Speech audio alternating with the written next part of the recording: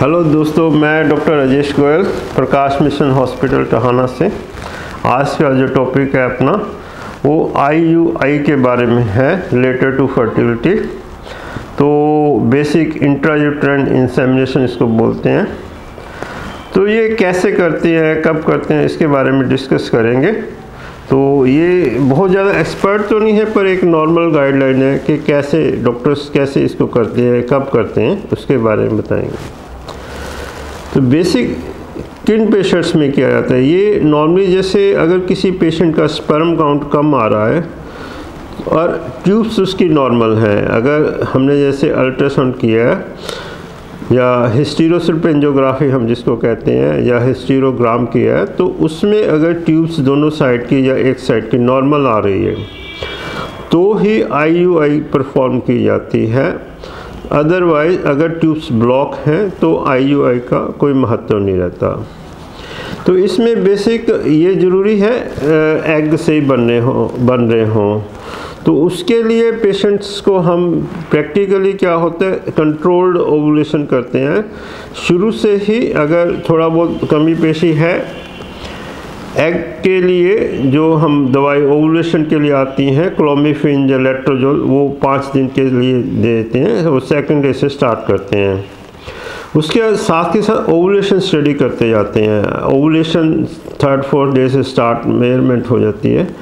जिस दिन ही एग का साइज 18 से 20 mm पहुंच जाता है तो उस स्टेज पे एक इंजेक्शन HCG आता है, उसका 5000 इंटरनेशनल यूनिट होता है, वो इंजेक्ट करते हैं। बेसिक उसका पर्पज़ ये होता है वो प्रॉपर रिलीज़ कर दे एग को ओवरी से। उसका बेनिफिट क्या रहता है कि हम IUI उसके अगर इंजेक्शन लगा दिया 34 to 36 आवर्स आफ्टर दैट हम IUI परफॉर्म कर सकते हैं। तो बेसिक यही पर्पज़ होता है। इसके बाद फिर जैसे हम 36 आवर्स के बाद तो पेशेंट को भी हम कहते हैं, जो मेल पेशेंट उसका हस्बैंड है, कि 48 आवर्स का थोड़ा सा वो रखे परहेज। तो वो उसका सीमन सैंपल कलेक्ट करके वॉश करते हैं। बेसिक उसको वॉश करने का भी एक प्रॉपर प्रोसीजर होता है।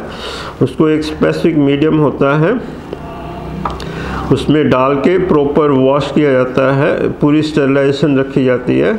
तो बेसिक उसमें पर्पस क्या होता है, जो फिट स्पर्म होते हैं, जो साफ़ होते हैं, अच्छे होते हैं, हेल्दी, वो हम कलेक्ट कर लेते हैं। और जो हार्मफुल केमिकल होते हैं या टॉक्सिन होते हैं वो उसमें से निकाल दिए जाते हैं।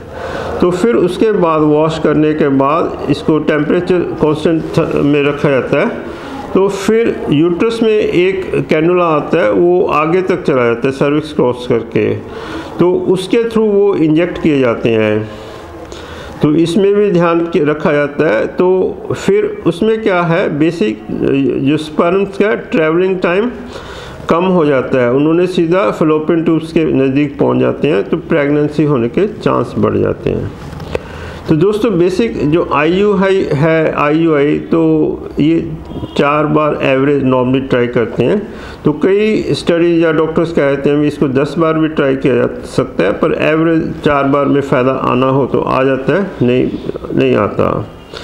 इससे फर्दर एक पॉइंट है, जैसे कि डॉक्टर ने, जैसे अगर ले डॉक्टर हैं या पूरे एक्सपर्ट नहीं या नॉलेज नहीं, तो सीधा हम जो सीमन है वजाइना में तो इंजेक्ट कर सकते हैं, पर यूट्रस में नहीं इंजेक्ट कर सकते।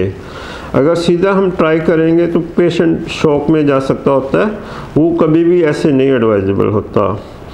तो इसका वैसे तो काफ़ी हद तक कॉस्ट फैक्टर भी ज़्यादा नहीं होता, ये अलग अलग सेंटर अपने हिसाब से ले लेते हैं। एवरेज कॉस्ट इसकी 500-700 एवरेज खर्चा आता है। अगर नॉर्मल खर्चा लेना है तो एक डॉक्टर 1000-1200 भी चार्ज कर सकता है, उसके 2000, 3500, 5000, मतलब 10,000, कोई इसका हिसाब किताब कुछ नहीं है। पर इसका कोई सिस्टम यही है भी, एवरेज 1000 से 2000 तक जो सही चार्जिंग है, पर कोई भी कितने ले ले, ये सिस्टम है। थैंक यू वेरी मच दोस्तों, थैंक यू।